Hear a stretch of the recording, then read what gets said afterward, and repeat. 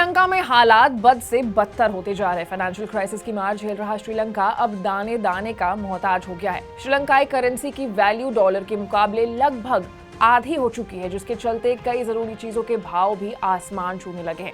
Petrol, diesel और gas खरीदने के लिए लंबी लंबी लाइनों में लोग लग रहे हैं। हालात इतने बदतर हो चुके हैं कि चीनी की जो कीमत है वो 290 रुपए किलो हो गई है और चावल की कीमत 500 रुपए किलो हो गई है। इन सब के बीच एक सवाल जो लोगों के मन में है, जो लोगों को परेशान कर रहा है, वो ये है कि आखिर श्रीलंका की ऐसी हालात हुई कैसे और इसके पीछे हाथ किसका है। Hello and welcome to Uncut. मैं हूं आपके साथ आशीष सिंह। श्रीलंका में लोगों के अंदर भारी गुस्सा है वहां की सरकार के प्रति। लोगों का कहना है कि वहां की सरकार ही श्रीलंका की बर्बादी की वजह है। पिछले कई सालों से राजपक्षे परिवार श्रीलंका पर राज कर रहे हैं। श्रीलंका की सत्ता के शिखर पर दशकों से राजपक्षे परिवार का राज है। राजपक्षे परिवार के 4 भाई श्रीलंका की सत्ता पर राज कर रहे हैं, जिन पर आरोप लगते रहे हैं कि वो ऑटोक्रेटिक रूलर बनकर बैठे हैं और उन्होंने मिलकर देश की इकोनॉमी को तबाह कर दिया है। लेकिन क्यों लग रहे हैं ये आरोप? क्या इन आरोपों में कोई सच्चाई है भी? सबसे पहले जानने की कोशिश करते हैं कि राजपक्षे परिवार आखिर है कौन। राजपक्षे परिवार ने श्रीलंका की क्षेत्रीय राजनीति से अपनी शुरुआत की थी। साल 2005 में महिंदा राजपक्षे देश के राष्ट्रपति चुने गए थे। इसके बाद राजपक्षे परिवार के लोग सत्ता में महत्वपूर्ण पदों पर काबिज हो गए। महिंदा राजपक्षे ने अपने छोटे भाई और तत्कालीन राष्ट्रपति गोटाबाया राजपक्षे को डिफेंस सेक्रेटरी नियुक्त किया था। उन्होंने अपने एक और छोटे भाई बासिल राजपक्षे को राष्ट्रपति का मुख्य सलाहकार भी नियुक्त किया। साल 2010 में वो फिर से राष्ट्रपति चुने गए। सबसे बड़े भाई चमल राजपक्षे को भी सत्ता में महत्वपूर्ण स्थान दिया गया था और वो कई बार मंत्री भी रहे थे। इसे लेकर राजपक्षे परिवार पर नेपोटिज्म, ऑटोक्रेटिक रूलर और सरकारी संसाधनों के गलत इस्तेमाल के कई आरोप लगते रहे हैं।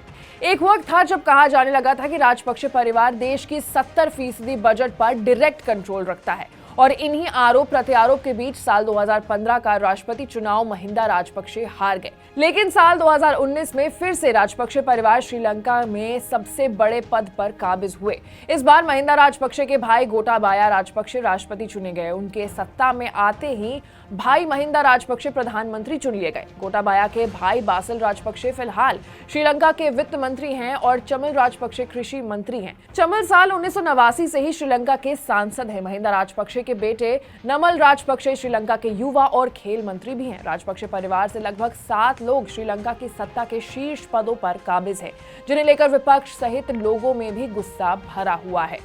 गोटाबाया राजपक्षे के ऊपर भी निरंकुशता के आरोप लगते रहे हैं। ऐसे भी आरोप हैं कि जो भी मंत्री उनकी नीतियों की आलोचना करते हैं, उन्हें अपने पद से इस्तीफा देना पड़ जाता है।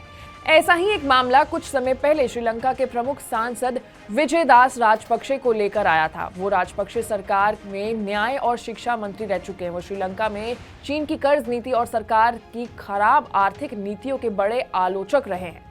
हांगकांग पोस्ट के एक रिपोर्ट के मुताबिक इस कारण विजयदास को अपने मंत्री पद से इस्तीफा भी देना पड़ गया था। सांसद विजयदास अब भी सरकार की आलोचना करने से परहेज नहीं करते हैं।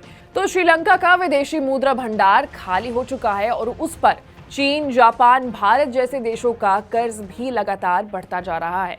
श्रीलंका का विदेशी मुद्रा भंडार जनवरी से 70% तक गिर गया है। इस वजह से इंपोर्ट रुक गया है। चीन ने श्रीलंका में काफी निवेश किया है और कहा जाता है कि श्रीलंका की यह हालत चीन के कर्ज के जाल में फंसने से ही हुई है।